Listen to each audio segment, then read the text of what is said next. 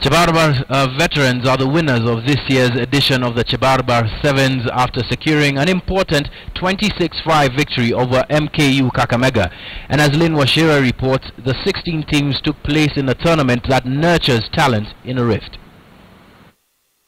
The second edition of the CHEBARBAR Sevens tournament has come to a successful completion here at the Eldoret Sports Club, of course after 2 days of action on and off the pitch.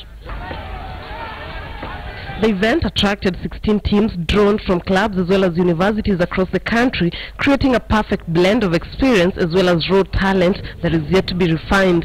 After 2 days of action, only the strongest survived, with host CHEBARBAR veterans beating Samurai to set up a main cup final with MKU Kakamega, who beat Moi University KPA campus in the semis to get to the finals. The veterans got the match to a flying start with a try after try to eventually beat visiting MKU Kakamega 26-5.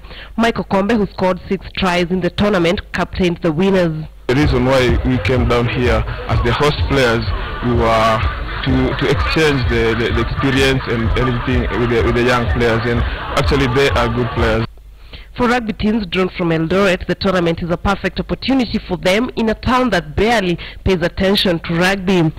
Due to the CHEBARBAR event, we are now coming up with the teams, and now we can now select a team which can present now this region to the Kenya Cup.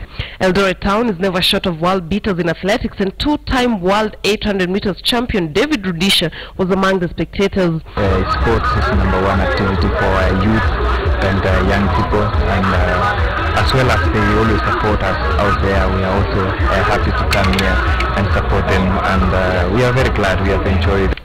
As for the organizers, the future of the tournament that has recorded a notable growth in its second edition seems bright. It's going to be bigger, it's going to be better. We're going to have more teams coming from outside East Africa even, and we're going to have international teams all the way from Asia, all the way from America coming for the event in the next 2 years.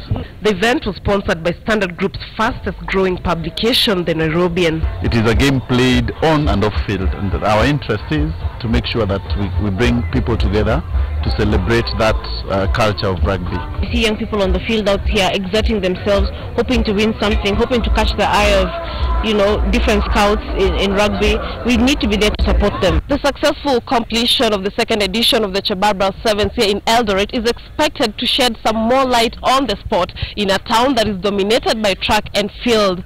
Lynn Washira, KTN Sports.